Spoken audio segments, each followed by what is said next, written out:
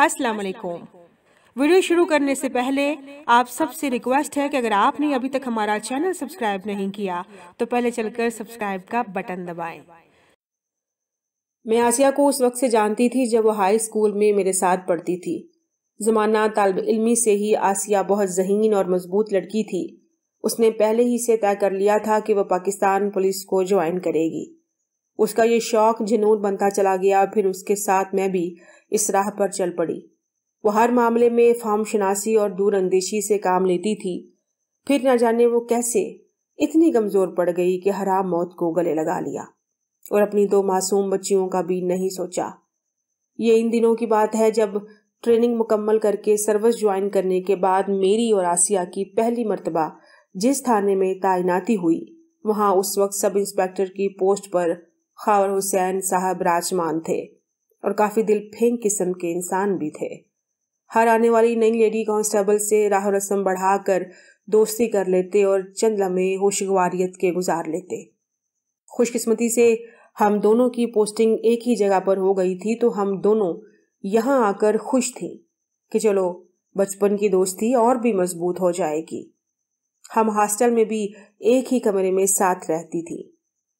एक दिन आसिया ने मुझे बताया कि सब इंस्पेक्टर खावर इस पर भी लाइन मारने की कोशिश करते हैं और आते जाते बात बात पर मुझे अपनी तरफ मुतवज्जा करते हैं। मैंने आसिया को मशवरा दिया कि मजबूत बनो, डरपोक नहीं। अभी तो कदम कदम पर ऐसे कई खावर से हमारा पाला पड़ना है।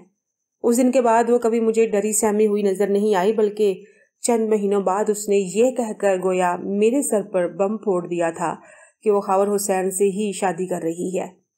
मैंने आसिया को समझाया कि ये ठीक आदमी नहीं है। तुम सब कुछ देखते और जानते हुए खुद को क्यों आग के कुएं में फेंक रही हो। उसने ये कहकर मेरी जुबान तालू से चिपका दी कि शादी से पहले बाज मर्द ऐसे ही फितरत के मालिक होते हैं, लेकिन शादी के बाद बीवी के पल्लू से लगकर सारी जिंदगी गुजार देते हैं। उसके इस फिल्मी डायलॉग से मैं मुतफिक तो नहीं थी।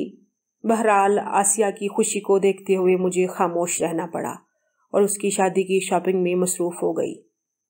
शादी के बाद आसिया कुछ अरसा बहुत खुश रही क्योंकि खावर की पूरी तवज्जो उसे मिल गई थी, लेकिन ये खुशी सिर्फ थोड़े वक्त की मेहमान साबित हुई और आहिस्ता आहिस्ता खावर अपनी पुरानी हसरतों की तरफ पलटने लगा।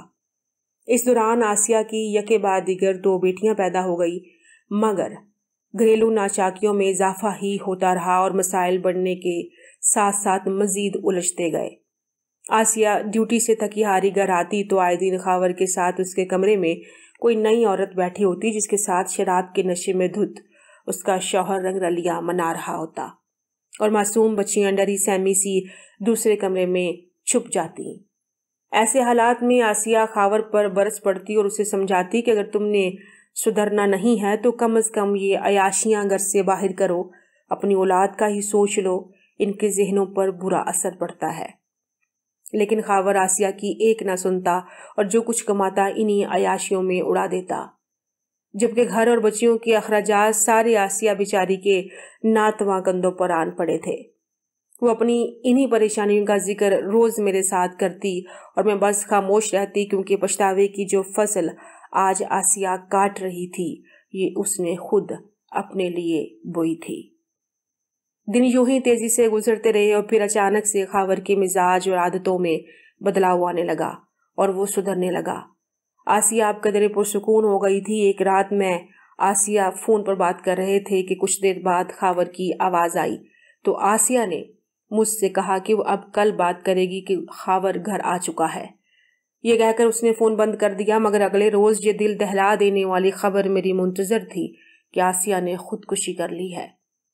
ये बात सुनकर मुझे यकीन नहीं आया और मैं आसिया के घर गई, जहां उसने अपने कमरे की ड्रेसिंग टेबल के आईने पर लिखा था कि मेरी बेटियों की शादी किसी इंसान से कराना, और साथ ही उसने अपनी माँ से माफी मांगी थी।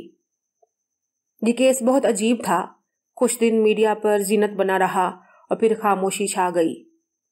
पुलिस सर्विस में रहते हुए मैं जान गई थी कि यहाँ इंसाफ सबसे सस्ता बिकता है। कुछ महीने बाद जब आसिया की बेटियों और वालदा से मिलने गई तो उन्होंने मुझे उस रात जब हम कॉल पर बात कर रहे थे तो खावर आ गया और उसने अचानक कह दिया कि वो बच्चियों को बाहर घुमाने लेकर जाना चाहता है। آسیہ خوب سمجھتی تھی کہ اتنے سالوں بعد اس کے شوہر کو اچانک سے بچیوں کی یاد کیوں آئی۔ وہ جان چکی تھی کہ خاور ضرور بچیوں کا سودا کر چکا ہے اور اب انہیں بیچنے والا ہے۔ آخر کو وہ خود بھی کانسٹیبل اور سب انسپیکٹر کی بیوی تھی۔ اتنا مشاہدہ تو رکھتی تھی کہ اس نے اپنی ماں کو جلدی سے کال کر کے ساری بات بتا دی، لیکن خاور سب کچھ سن چکا تھا اور زبردستی بیٹیوں کو لے جانے چاہا تو آسیہ دیوار بن کر راستے میں آ گئی۔ آخرکار خاور نے اسے گلا گھونٹ کر مار ڈالا اور آئینے پر لکھی عبارت بھی یقیناً خاور نے خود لکھی تھی۔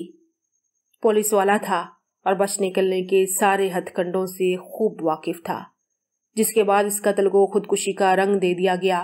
چونکہ آسیہ کا کوئی بھائی نہیں تھا اور باپ بھی مر چکا تھا، اس لیے اس کی والدہ اپنی دوسری بیٹیوں کی خاطر خاموش ہو گئی، اور اس طرح نہ چاہتے ہوئے بھی آسیہ جیسی باہمت عورت کو انصاف نہیں مل سکا۔